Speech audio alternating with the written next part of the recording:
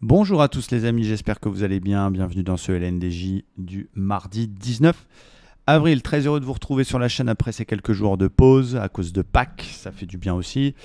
Et on commence tout de suite par le DAX. Le DAX qui est quand même dans une dynamique plutôt baissière sous ses moyennes mobiles, mais il tient cette petite zone qui correspond aux 38% de Fibo de la dernière vague de rebond et qui en plus correspond au niveau chiffre rond 14 000 points. Donc pour l'instant ça tient. J'ai quand même plutôt un petit biais baissier, même si pour l'instant ce niveau est solide et fait son job de support. Mon plan, ça va être quoi? De surveiller le range dans lequel il est enfermé depuis quelques jours. Ça va être d'essayer de travailler un rebond et de faire un espèce de short si on vient chercher le haut du range. Donc ici, vers les 14 002, ça veut dire ça rebondit une nouvelle fois dans la zone 14 000, on vient chercher les 14 002, ça ne passe pas, on a un signal, je tenterai un short là-dedans.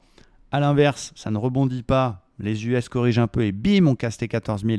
Pareil, signal de vente avec une petite entrée sur throwback pour aller chercher quoi? Si on reprend un peu de recul, les 50% de Fibo, si on casse les 38, logique. Et changement de biais, recherche d'achat, ce qui n'est pas le cas pour l'instant, si jamais il s'extrait du range par le haut. Donc si jamais ça rebondit fort et que ça casse les 14 200 par le haut, là on arrête de vendre, ça veut dire que le support 14 000 tient beaucoup et on cherchera des achats, pourquoi pas pour aller rechercher la zone 15 000. Mais ce n'est pas d'actualité. Du côté du Dow Jones, il est plus neutre.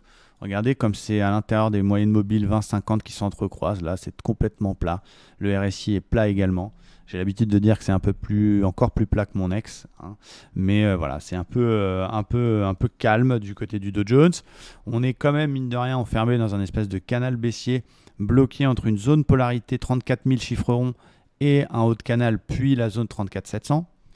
Donc ça a quand même une dynamique. J'ai un biais plutôt baissier pour l'instant. Ce que je vais surveiller, ce matin je surveillais la zone 34 450 sur laquelle on a fait une vente hier, qui est une zone polarité intraday, support, résistance, résistance.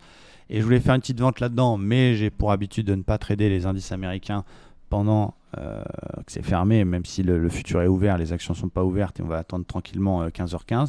Donc mon plan, c'est surveiller un nouveau retest des 450, vendre si on casse carrément les 200 pour aller chercher les 34 000, ok, et surveiller l'OPR. Donc je répète, petit rebond, on fait un nouvel échec entre 34 450, 34 500, on a un signal type bulle, type divergence, vente sur ce haut de canal et on va chercher les 200.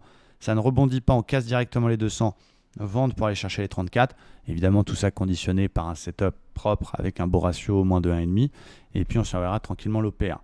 Je passerai à l'achat, je changerai de biais uniquement s'il s'extrait et il sort de ce canal, voire qu'il confirme en cassure des 750.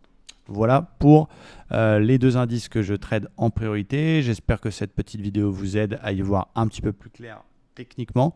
Et merci à tous, très bonne fin de journée et à bientôt. Ciao, bye bye.